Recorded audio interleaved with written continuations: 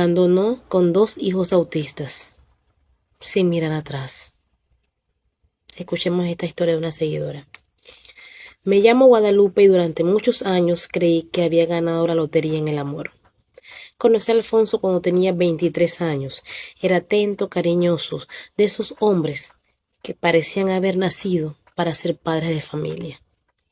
Siempre hablaba de formar una familia grande, de tener hijos corriendo por toda la casa y construir un hogar feliz. Y yo me lo creí. Cuando nos casamos, hicimos un acuerdo que ambos queríamos. Alfonso tenía un trabajo estable y ganaba muy bien. Yo también había estudiado magisterio, pero decidimos que cuando llegaran los niños, me quedaría en casa para criarlos y estar presente en cada etapa de sus vidas. ¿Quién mejor que su madre para criarlos como se debía? Durante años todo fue perfecto.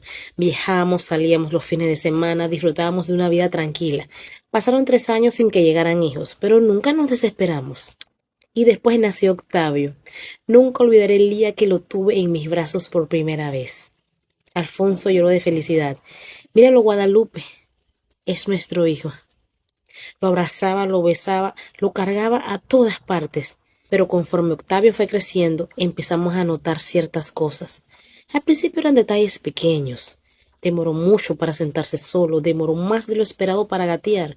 Cuando lo llamamos parecía no reaccionar. No sostenía mucho el contacto visual. A veces se balanceaba repetidamente, lloraba muchísimo y tenía dificultades para dormir. Intentábamos convencernos de que cada niño tenía su ritmo. Hasta que llegó el momento en que casi 2 años y todavía había muchas señales que nos preocupaban. Fuimos al pediatra. Recuerdo perfectamente aquella consulta. El doctor observó a Octavio durante un rato y nos dijo con mucha calma, mucho tacto, según él. Será recomendable hacer una evaluación más profunda. Hay algunas señales que podían ser compatibles con un trastorno del espectro autista. Sentí que el mundo se detuvo, pero quien explotó fue Alfonso. ¿Cómo se le ocurre decir algo así? Gritó levantándose de la silla. Mi hijo está bien. El doctor intentó explicarle que no era un diagnóstico definitivo, pero Alfonso estaba furioso. Vamos a ir a ese especialista, porque cuando nos diga otra cosa voy a regresar para demostrarle en la cara que está equivocado. Mientras esperábamos la cita con la neuróloga, descubrimos algo inesperado. Yo estaba embarazada otra vez. Intenté pensar que tal vez era una señal de esperanza. Cuando llegó el día de la evaluación, le hicieron múltiples pruebas a Octavio y días después recibimos el diagnóstico: trastorno del espectro autista con necesidades de apoyo significativas. Sentí que el aire me abandonó. Lloré como nunca había llorado en mi vida. No porque mi hijo fuera menos valioso, sino porque sentía miedo al mañana.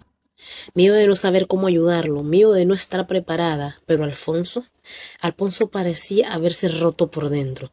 Nunca aceptó realmente lo que escuchó. Comenzamos terapias, especialistas, sesiones, evaluaciones, y mientras hacíamos todo eso, yo continuaba con mi embarazo. Fue entonces cuando empecé a notar cambios en Alfonso. Antes llegaba temprano, ahora llegaba tarde.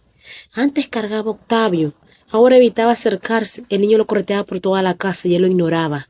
Siempre se inventaba que tenía que hacer esto o lo otro, menos prestar atención a su hijo. Si el niño lloraba de noches, yo me levantaba sola. Si entraba en crisis, yo era quien lo calmaba. Una noche me dijo algo que me destruyó. Solo espero que este bebé venga sano. Sentí que algo murió dentro de mí ese día. Cuando nació Mateo, Alfonso volvió a sonreír. Lo cargaba y decía: este sí salió fuerte. Es increíble que haya hombres así, de verdad. Pero con el paso del tiempo empezamos a notar señales parecidas a las de Octavio. Y Alfonso volvió a romperse, solo que esta vez buscó un culpable. Ese culpable fui yo. Decía que yo había hecho algo mal, que me había cuidado mal durante el embarazo, que algo tenía que estar pasando conmigo. Fuimos directamente con especialistas y tiempo después recibimos otro diagnóstico. Mateo también estaba dentro del espectro y necesitaba un nivel importante de apoyo. Creo que ese día terminó de derrumbarse nuestra familia, aunque siendo sincera, la familia ya se había roto desde el diagnóstico de Octavio. A la mañana siguiente Me desperté con los niños dormidos junto a mí y Alfonso ya no estaba. Revisé toda la casa. Su ropa había desaparecido. Solo encontré una carta culpándome, diciéndome que él no engendraba hijos inservibles y que no quería soportar eso, que yo los parí y que yo viera qué tenía que hacer. Wow. Y así comenzó la etapa más difícil de mi vida. Pasé mucho trabajo. Mi hermana y mi madre se mudaron conmigo para ayudarme. Mientras ellas cuidaban a mis hijos, yo salía a buscar empleo. Alfonso pagó apenas 3 meses de la casa y luego desapareció completamente. Intenté buscarlo, fui con autoridades, llamé, pregunté, nada. Era como que la tierra se lo tragó. Fui a buscar respuestas donde su familia y recibí otra herida. Su madre me cerró la puerta prácticamente en la cara, me culpó, dijo que seguramente los niños no eran de él, cuando los dos eran su vivo retrato, y que en su familia nadie tenía problemas. Me fui llorando, pero seguí, porque no tenía otra opción. Comencé dando clases ocasionales, luego entré a una escuela privada, y mientras trabajaba decidí estudiar educación especial, porque nadie me estaba enseñando a cómo entender mejor a mis hijos, y sentí que debía hacerlo yo misma. Los años pasaron, hubo días hermosos y días horribles, crisis, madrugadas enteras sin dormir, miedo, cansancio, pero también hubo avances. Pequeños avances que para otros parecían insignificantes, pero para nosotros eran gigantes. Mateo fue ganando independencia. Con el tiempo consiguió trabajo ayudando en un pequeño restaurante. Octavio avanzó mucho también, aunque los especialistas nos habían explicado que probablemente siempre necesitaría apoyo importante debido a otras dificultades asociadas. Y aún así era el hombre más noble que había conocido. Nunca volví a casarme. No quería. Mi vida eran mis hijos. Un día, cuando Octavio tenía 25 años y Mateo 23, decidimos ir a un parque cercano, ya que según le habían hecho renovaciones y pues decidimos irlo a conocer. Mientras caminábamos vi a un hombre sentado de espalda. Algo me hizo mirarlo otra vez y sentí que el corazón se me detenía. Era Alfonso, 25 años después. Cuando giró y me vio comenzó a llorar. Nos sentamos en una banca y durante unos segundos ninguno habló. Alfonso había envejecido muchísimo. Tenía el cabello lleno de canas y unas ojeras profundas que parecían cargadas de años de culpa. Y bien merecido se lo tenía, ¿sabes? Fue él quien rompió el silencio. No tienes idea de cuántas veces imaginé este momento. Yo lo miré sin decir nada. Y entonces empezó a contarme lo que hizo después de abandonarnos. Me dijo que el mismo día que se fue tomó un autobús hacia el otro extremo del país. Que huyó de mí, huyó de Octavio, huyó de Mateo. Huyó de todo lo que le daba miedo enfrentar. Yo pensé que si desaparecía, si empezaba de cero, iba a poder olvidarme de todo, dijo con la voz quebrada. Pensé que podía escapar de un nudo en la garganta, porque mientras yo había pasado noches enteras llorando sin saber si estaba vivo o muerto, él simplemente se había ido. Me contó que cambiar de ciudad fue lo más fácil que se le ocurrió. Vivimos en un país donde las autoridades no sirven para nada y apenas le prestaron atención a mi caso, donde una madre podía pasar años buscando ayuda y encontrando puertas cerradas en sus narices, donde perseguir a un padre que abandona a sus hijos parecía no importarle a nadie.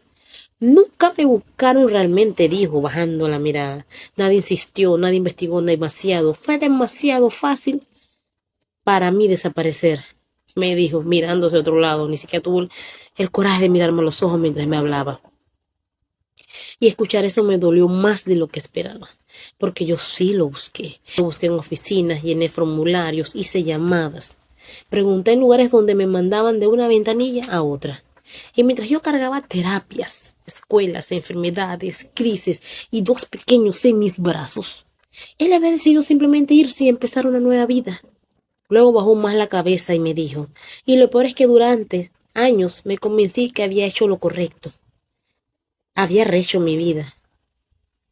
Pero el karma me atrapó. Conocí una buena mujer. Vivimos juntos como 2 años. Salió embarazada. Me alegré muchísimo, así como lo hice con Octavio. Pero ya te imaginarás cómo quedó todo. Mi hija salió también. Mi hija también tiene diagnóstico del espectro autista. Tiene 18 años y tiene necesidades de apoyo impresionantes. Nuestra vida ha sido difícil, pero no te lo digo para que me tengas lástima, me dijo. Simplemente para que sepas que yo también la pagué por lo que hice. Y me alegra que tú hayas salido adelante. Yo solamente lo miré. Y la verdad en ese momento dejé de sentirle odio. Me dio fue lástima. Porque huyó de mí y de 2 hijos pequeños. Y simplemente encontró lo mismo en otro lado. Este tipo de historia no es nada para mí, la verdad. He leído muchísimas de mujeres que cuentan que han tenido que criar a sus hijos con algún tipo de discapacidad solas. Porque el hombre no aguanta la presión. Y para él es más fácil irse y hacer una nueva vida, esperando que allá los hijos les salgan perfectos. No les importa, sin mirar atrás. Qué triste. Hombres tengan pantalones, por favor.